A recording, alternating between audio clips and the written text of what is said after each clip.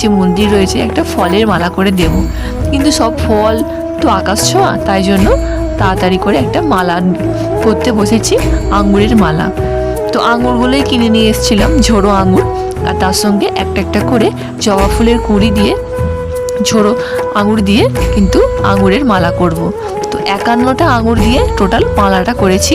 এই যে 3-4টে করে আঙুর দিচ্ছি, আর তার মাঝখানে কিন্তু এক একটা করে জবা ফুলের কুঁড়ি দিচ্ছি, যাতে দেখতে কিন্তু সুন্দর লাগে।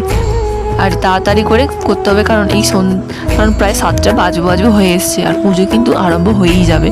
আর এই যে ঝটপট করে আঙুরের মালাটা করে নিচ্ছি। ফলের অবস্থাতে ফল দান করা কিন্তু অত্যন্ত শুভ ফল লাভ। শোনা যায় যে এই দিন নাকি মাকে ফল দান করলে মা খারাপ ফলটা হরণ করে নেয় আর শুভ ফল দান করে থাকেন। তো চলুন এবারে মন্দিরে যাওয়ার পালা। তো এই মন্দিরে চলে এসেছি, আর এই যে মাকে ফলহারিণী অবস্থার জন্য এই যে আঙুরের মালাটা বানাচ্ছিলাম, সেটা কিন্তু মাকে দান করে দিয়েছি। এই যে দেখুন, মাকে কিন্তু আঙুরের মালা দান করে দিয়েছি। আর যে মায়ের কিন্তু অপরূপ রূপ। আর এইটা দিয়ে দেবো ঠাকুরমশাইকে, বলবো এই মালাটাও যেন মাকে দিয়ে দেয়। এই যে ঠাকুরমশাই কিন্তু মালাটা পরিয়ে দিচ্ছে। তো আপনারা ব্লগের সঙ্গে থাকুন, নিশ্চয়ই ভিডিওটা ভালো লাগবে। আমাদের পুজো করছে কিন্তু দুটো ঠাকুরমশাই মিলে। এই যে এটা হচ্ছে মেন পুরোহিত, যিনি বয়স্ক, তো ওনার বয়সটা অনেকটাই হয়ে গিয়েছে। আর এই যে এটা ছোটো পুরোহিত, উনি কিন্তু ছোটো পুরোহিতটাকে পুজো শেখাচ্ছেন।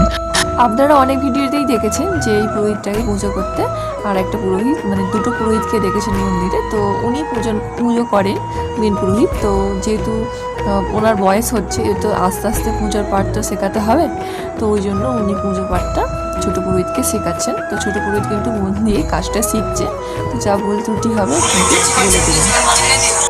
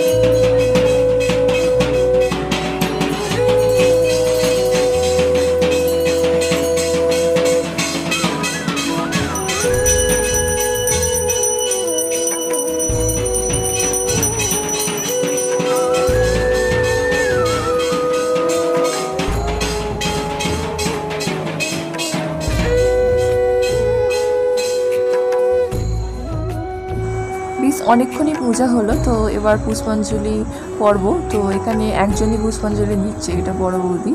তো যেহেতু ফলহারিণী অমাবস্যা করেছে, তো সারাদিন শুকিয়ে গোস করে, তো এবার পুষ্পাঞ্জলি হচ্ছে। তো পুষ্পাঞ্জলির পরেই কিন্তু এবার হোম হবে। আপনারা থাকুন, দেখতে থাকুন, ভিডিওটা নিশ্চয়ই খুব ভালো লাগবে। আর এই যে বাচ্চাগুলো পিছনে ঢোল নিয়ে বসে পড়েছে, তো মাঝে মাঝে যখন শঙ্খধ্বনি দিচ্ছে তখন কিন্তু ওটা ঢোলও বাজাচ্ছে, আবার ঢোলের সাথে সাথে কিন্তু শাঁখও বাজাচ্ছে ওরা। তো পুষ্পাঞ্জলি পর্ব প্রায় শেষ হয়েই গিয়েছে। তো এবার ছোট্ট বামুন ঠাকুর তো এবার হোম করবে। তো এই যে হোমের সব পাত্র সব রেডি করছে। তো সাদা বালি প্রথমে বিছিয়ে দিতে হয় ভালো করে, তারপরে কিন্তু হোমটা হবে, এর ওপরেই হবে, তা নাহলে কিন্তু হোমের এই ট্রেটা খারাপ হয়ে যেতে পারে।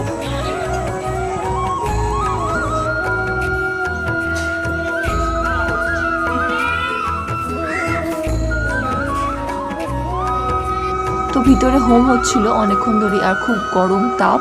তো বাইরেটা একটু বেরিয়ে পড়লাম, কারণ হোমের পাশেই বসলে একটা আগুনের তো তাপ থাকে, তো ওই জন্য একটু বাইরে এলাম মন্দিরটার পাশের দিকে একটু বাইরে। আর অনেকক্ষণ বসেও ছিলাম, পাটা ধরে।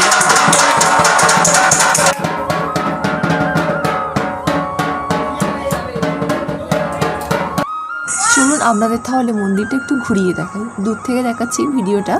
তো মন্দিরটা কিন্তু আমাদের দারুণ সুন্দর। কালী পুজোর দিন তো আরও সুন্দরভাবে সেজে ওঠে মন্দিরটা, চারিদিকে লাইট দিয়ে।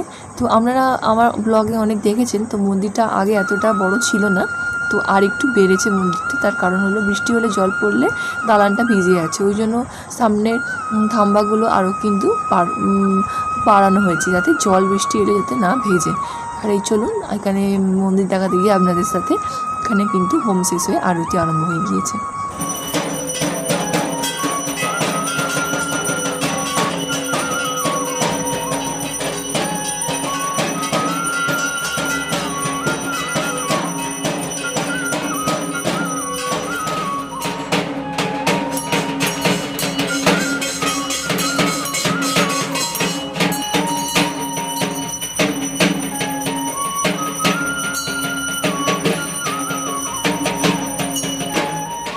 তো বন্ধুরা পুজো পর্ব প্রায় শেষ, তো সব কিছু শেষের পথে। তো এবার ফল দানের পালা। তো এবার একে একে সকলে কিন্তু ফল দান করেছে। এই যে দেখুন ঝুড়িটায় ফল রাখা আছে। তো বন্ধুরা এবার প্রসাদ নেব, নিয়ে কিন্তু বাড়ি ফিরবো। বন্ধুরা ভিডিওটা তাহলে এখানেই শেষ করছি। আর ভিডিওটা ভালো লাগলে অবশ্যই একটা লাইক, কমেন্ট, শেয়ার, সাবস্ক্রাইব করে পাশে থাকবেন। দেখা হয় পরে কোনো ভালো ব্লগ নিয়ে। ততক্ষণ ভালো থাকবেন, সুস্থ থাকবেন, টাটা।